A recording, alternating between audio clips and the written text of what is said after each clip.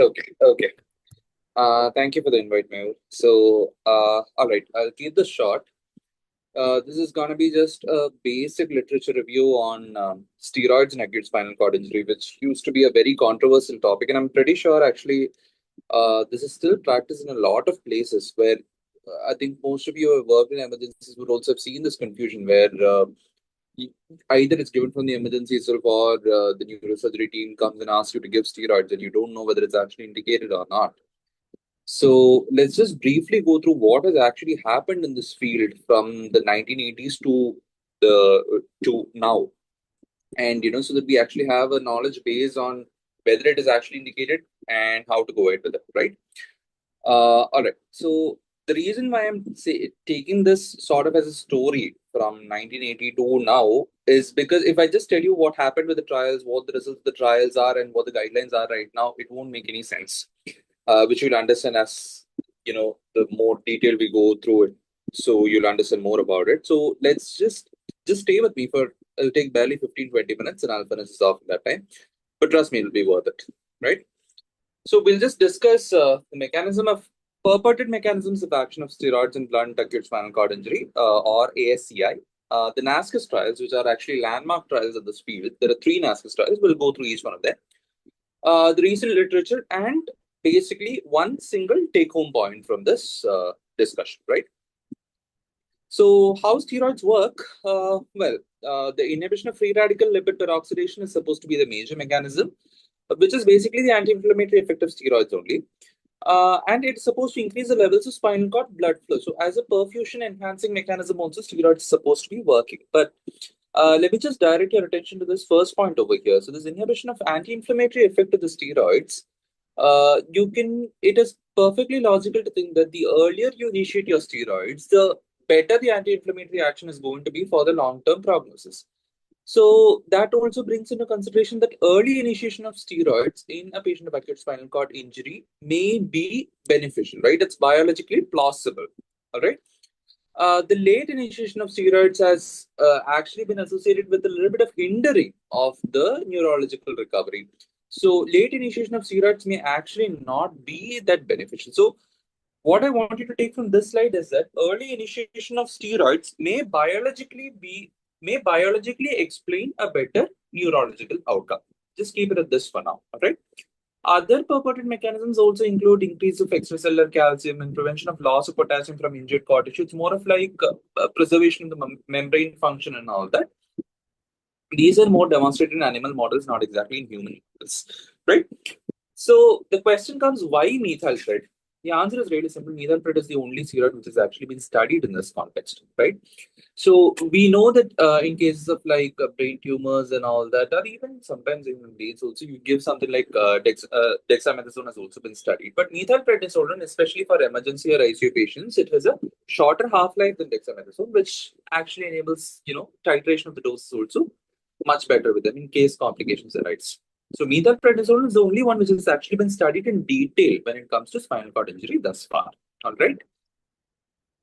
Right. So this is actually an image from a paper in 2022. I have inserted the reference. I would actually recommend if you guys do get time, please do go through this paper. It actually summarizes the history very well. I just want you to notice two things in this. So Mehul has already talked about primary and secondary injury, so I'm not gonna go into further details about that. Secondary injury actually has three phases. So your acute, subacute, and your intermediate and chronic phase. So I want you to know one thing in this. So you have your inflammation and your vasogenic edema, which comes as a part of your acute phase injury in secondary injury. These are the things which are postulated to respond to your steroids. So understand this part. Steroids are supposed to work in your acute phase to counter your inflammation and your vasogenic edema. Are they going to be helpful in your subacute and your intermediate and chronic phase where your secondary injury has already been initiated? No. Okay. So please keep this in mind as we discuss further updates regarding the trials. Am I clear up to this? Any confusions? All right. Oh, shit. Just see.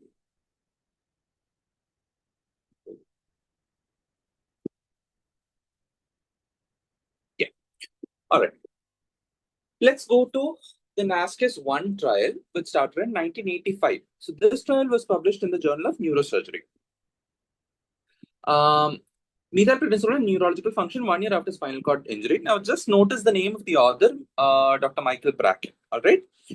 So this trial conducted in 1985 was a multi-center RCT, 330 patients, included loss of, so the inclusion criteria was loss of pinprick sensation, touch, and or motor deficit below the level of lesion.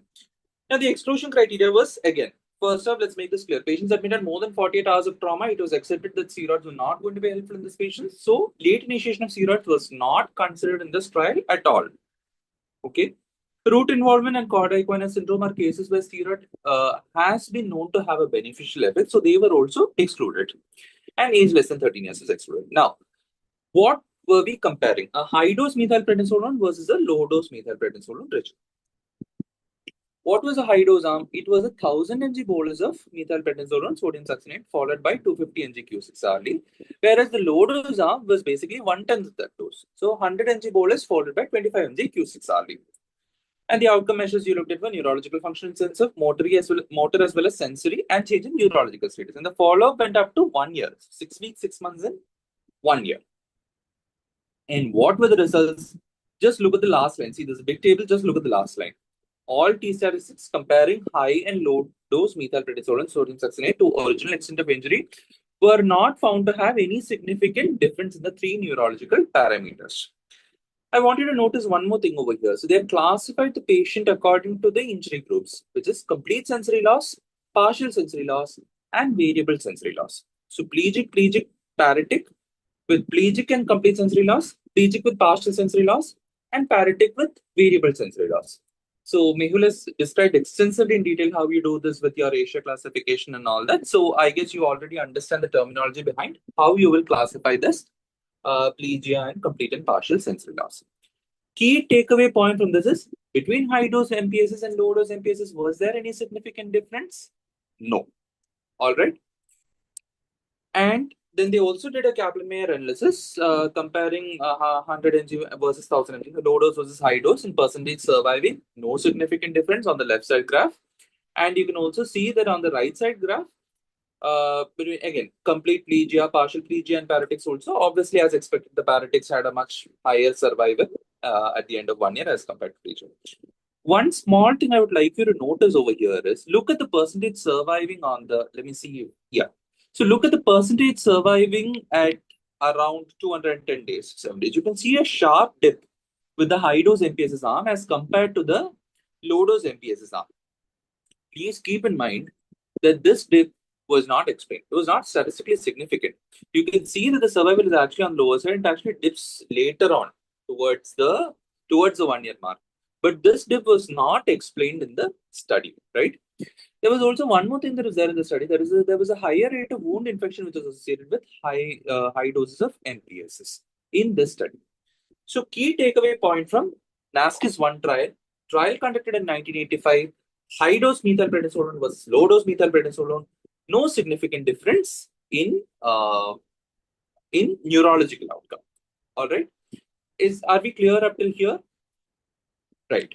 So again, I would prefer if someone can just unmute yourself and just tell me if there are any things I need to clear, because I may not be able to follow up on this straight away. Okay. So that is just one thing I would like to point out. Right. Let's go on. The NASCIS 2 trials was in 1990. So what happened over here was this was published in NEJ. What happened after NASCIS 1 was they found no significant difference between the two outcomes. So the authors were like, okay, maybe this is because the high dose of methylprednisolone was not high enough. So they went for an ultra high dose of methylprednisolone in the next NASCIS 2 trial, which was a double-blinded multi-center RCT, 487 patients. Spinal cord injury diagnosed by physician was the inclusion criteria. And again, your penetrating spinal cord injury, cord-equina syndrome, all of those were excluded. Now here comes the key point. High dose methylprednisolone versus naloxone versus placebo, right? What was your high dose methylprednisolone in this? It was a 30 mg per kg bolus, followed by a 5.4 milligram per kilogram per hour infusion for 24 hours. Remember that in the previous study, it was 1000 mg, which was given. Okay, 1000 mg followed by 250 mg Q6 hourly.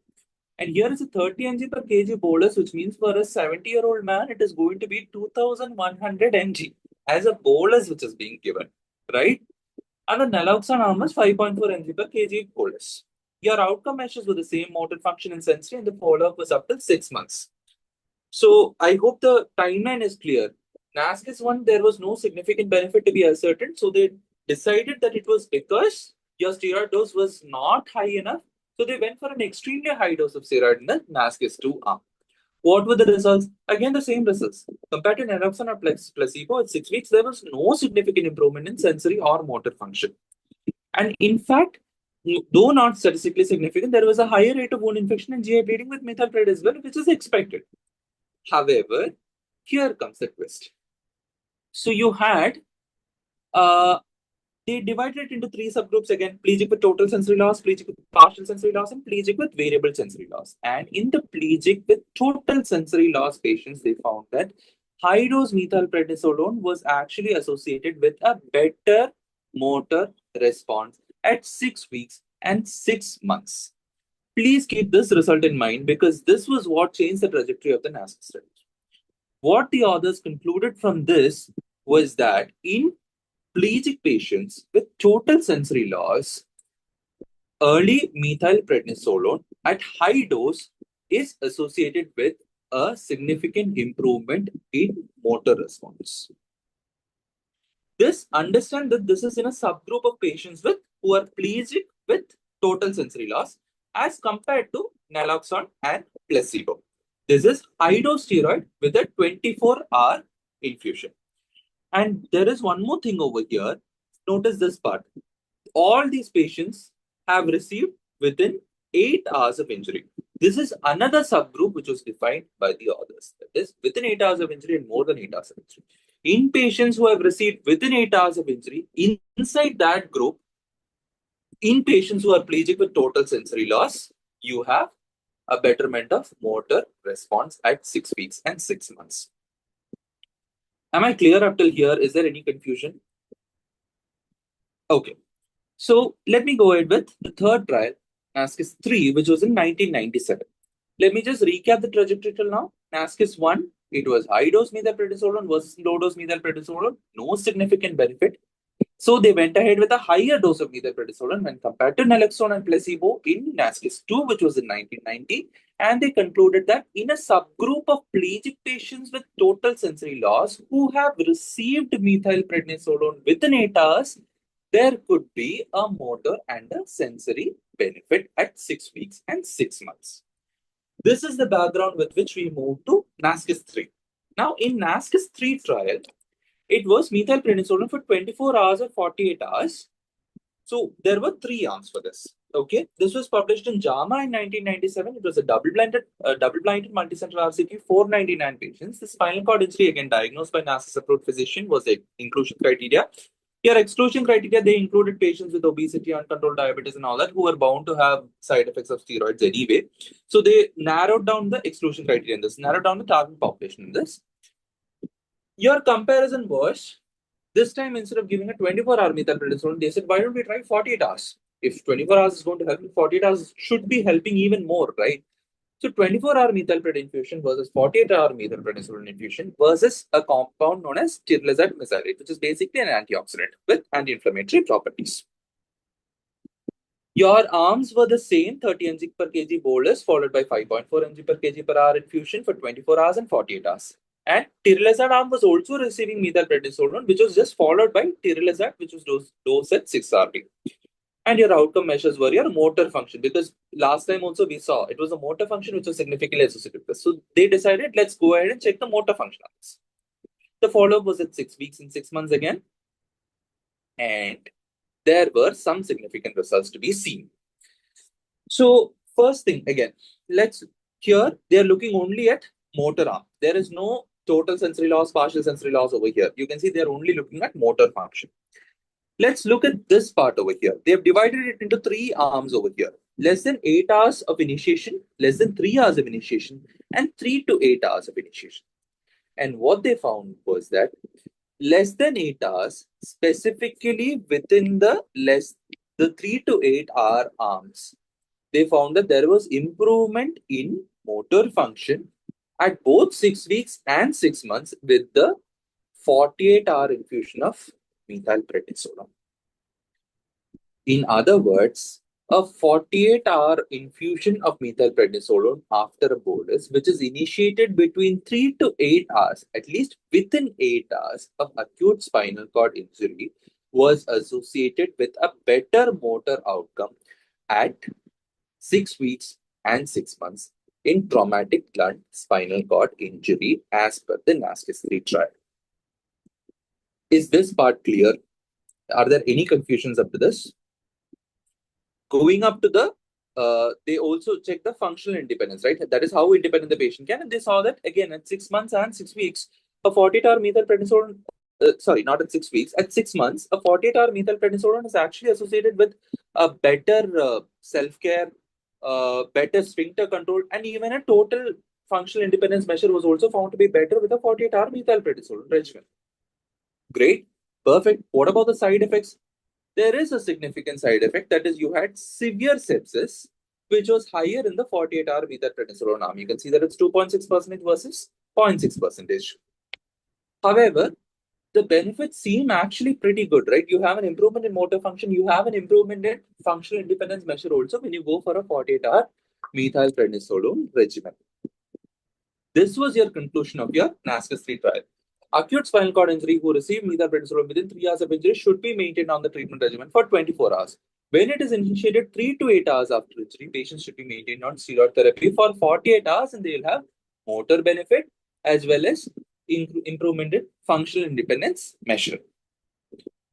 This is your status up to 1997. You had other positive trials with steroids also, with the 1994 French trial and the 1998 Japanese trial. So combining all of these together, you had a meta-analysis in 2001, which was methylprednisolone in acute spinal cord injury, concluding that high-dose MPSs given within 8 hours of acute spinal cord injury is actually a modestly effective therapy that may result in important clinical recovery for some patients. Let's just look at the author over here again. It is Michael Bracken. So NASCIS 1, NASCIS 2, NASCIS 3 was authored by Michael Bracken, and Michael Bracken himself took those 3 trials along with the other positive trials that had come in that meantime to publish this meta-analysis which said that methylprednisolone was going to be beneficial for acute spinal cord injury patients. This was in 2001. This was followed by your American Neurosurgical Association, which laid out guidelines that methylprednisolone infusion is considered standard treatment for patients presenting within 8 hours of acute spinal cord injury. This guideline was in 2001. Up till here, am I absolutely clear? Are there any confusions regarding the NASCIS trials till now? Anyone? Mehul, if you can unmute yourself and let me know if there are any clarifications. No, sir, it's clear. All right. Okay. So in 2001, we are having a very rosy picture where steroids are routinely prescribed for all acute spinal cord injury patients who present within 8 hours of 8 hours of the injury. And further, the recommendation is that if they are initiated between 3 to 8 hours, the infusion should be continued for up to 48 hours. This became standard treatment. Everyone, everywhere started doing this. And that is when problems started happening. What were the problems? Papers just started flowing in. So you can see that from the decade from 2001 to 2010, I just listed 4 papers over here. You could see that everyone was like, does this actually improve? Maybe not. And second, are complications associated with it? Maybe yes. Maybe there's not as safe as they said it was. Maybe, the complication rates are much higher. And maybe it's not even worth the improvement. In fact, of the 4 trials that I've said over here, there is a study in 2007 which was the only one which said that may have a sensory or a motor benefit. None of the other studies actually even said a benefit. And all of them reported complications. Now, what were the complications associated with it? Mainly falls under the realm of 1, infections, which was predominantly pneumonia. 2nd, GI hemorrhage. And 3rd, impaired glucose control. So these were the 3 main complications associated with prolonged high-dose MPSS infusions in traumatic patients with acute spinal cord injury.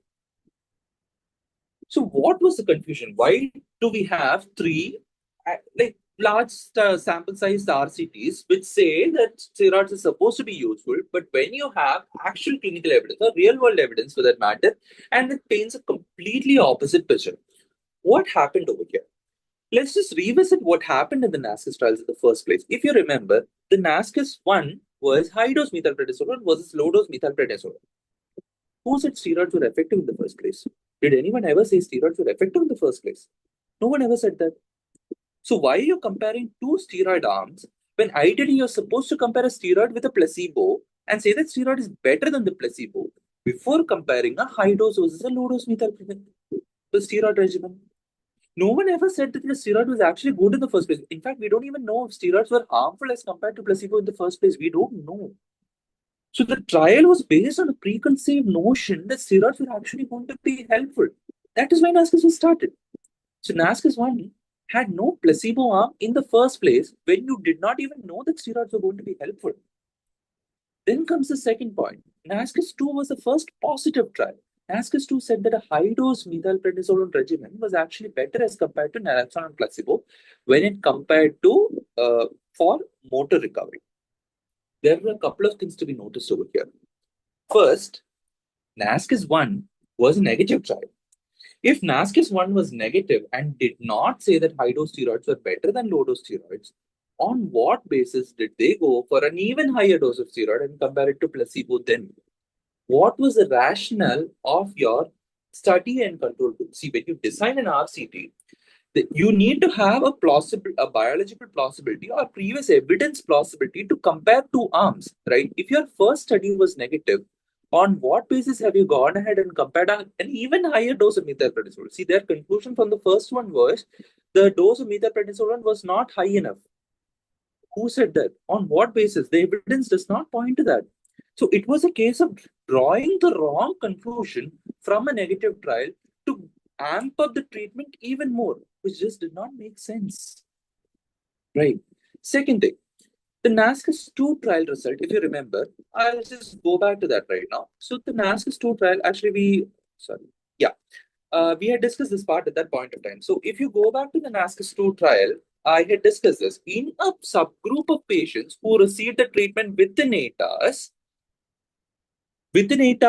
and inside that also, in another subgroup of patients who were pelagic with total sensory loss, only in this exclusive subgroup of patients did you find a benefit. In other words, it was a post hoc subgroup analysis of patients which was done. Let me just ask someone over here. First off, what is a subgroup analysis? And second off, what is a post hoc analysis? Anyone can unmute yourself and say. If not, Mehul, you can go ahead. Anyone? Sir, subgroup is basically you're looking at various groups within the original inclusion criteria. Excellent. Perfect. Within your inclusion criteria, you're subdividing into groups and then you're comparing the outcome inside the groups, right? Perfect. Perfect. All right. And what is post hoc analysis? Post hoc analysis, I'm not very sure on the exact definition there. I have a Okay. All vague right. idea. Okay. So a post hoc analysis is an analysis that is not pre-specified in the protocol, right? When you're drawing up a protocol for an RCT, you are detailing out your statistical analysis plan and you end up with a set of results. But once you've finished your study, you're like, okay, you know what? I want to go check out this result once again. Maybe there is some other result that I've not explored. So you're actively looking for a new result. You are doing an analysis after the study has been completed to check for that particular result. That is known as a post hoc analysis, right? So what happens over here is if you've done a post hoc subgroup analysis, please keep in mind that the results are not reliable. The results are exploratory at best. They are not confirmative in any way. Why? Because your study has not been powered for the same. Say you require a sample size of, say, 700 patients to prove a particular result. Inside that, you find a subgroup of, say, 100 patients, and you say, inside this subgroup, the study is significant, or the intervention that you've done is significant. Can that be extrapolated as a definitive result? No. because you've only proved it in a subgroup of 100 patients. Ideally, you needed to have proved it in a group of 700 patients to have said that that was significant. So your subgroup analysis is always underpowered, which means that a subgroup analysis result will always be exploratory and not confirmative. Am I clear about this part? Is there any confusion regarding this? I know it's a little bit complicated. I've tried to simplify it as much as I can, but if there are any confusions, we can definitely discuss this. All right, so the problem that happened over here is that you have a sample size of what? You have a sample size of 487 patients. But in that, in a subgroup of patients who received treatment within 8 hours of injury, inside that, in a subgroup of patients who were plegic with total sensory loss, it is only in this group that you have concluded a motor benefit. This should only have been exploratory. You should have confirmed this with an adequately powered third RCT. Instead, what did they do? They went ahead with an RCT where they just compared with a 24 hours versus 48 hours, concluding that this was effective. A 24-hour regimen was definitely effective. Now we just need to see whether 48 hours was more effective than that. And they concluded 48 hours was even more effective. The whole basis, yeah, the ground on which the NASCIS 3 trial was conducted was itself wrong in that regard. Am I clear about this? Any confusions as to why this post-hoc subgroup analysis was flawed evidently in the first place itself? All right. So if there are no confusions, I'm going ahead with it. And there were multiple randomization imbalances when it came to NASCIS 2 and NASCIS 3. In fact, even in NASCIS 2, the placebo of less than 8 hours did poorly as compared to the placebo of more than 8 hours, which means that the baseline characteristics system was not properly matched. That is, randomization was imbalanced. The NASCIS 3 group, where you actually had to compare a methylprednisolone infusion with a placebo and to prove that it actually had a motor benefit, that NASCIS 3 trial itself did not have a placebo. Instead, it compared high dose, like 48-hour infusion versus 24-hour infusion, as compared with Chirlisad. In fact, it got so controversial that the team behind the NASCIS trial was actually asked to release the data so that independent statistical analysis could be done by expert statisticians, and they actually refused to reveal the data of the study. This is actually very interesting if you go through the drama of what happened behind this, right? So they actually refused to reveal the data behind this. In this all resulted in the guidelines started changing in the next decade. So 2013, American Association of Neurological Surgeons, the one which I had said before in 2001, had released a guideline saying that steroids were supposed to be given for all patients with spinal cord injury. They reversed it. They went ahead with a level 1 recommendation saying steroids are not to be given in acute spinal cord injury. Same with 2013 ESS guidelines. 2020 French Society of Anesthesia and Intensive Care Medicine also says that there is no role for steroids in blunt acute spinal cord injury. The exception was the 2017 AO spine guidelines, which persisted with your 24-hour MPSs. They said 48 hours is not needed, but 24-hour MPSs has to be given. However, did that guideline have a strong fundamental base on which it was placed? No. So that guideline is controversial at best, right? We have a very good. Actually, This was the paper I was asking you all if you get time to read. This Korean Journal of Neurotrauma 2022. They have a brilliant review on steroid use in patients with acute spinal cord injury and guideline update. Please go through that if you do get time.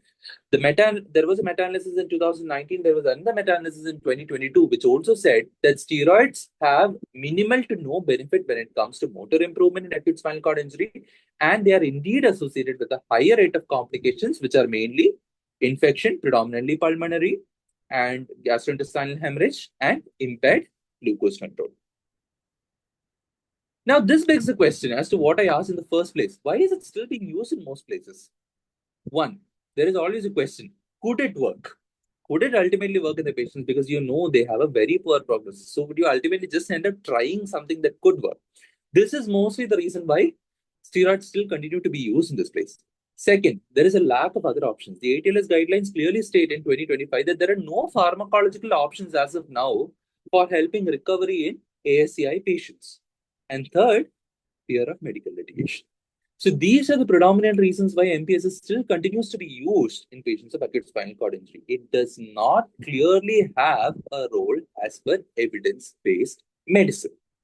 What do you need to know? The ATLS guidelines of 2025. Routine steroid administration is not indicated for the management of either TBI is traumatic brain injury, or SCI, spinal cord injury patients. However, in selected partial SCI scenarios, steroid treatment may be recommended by a specialist. There are no proven pharmacological agents to reduce the impact of SCI.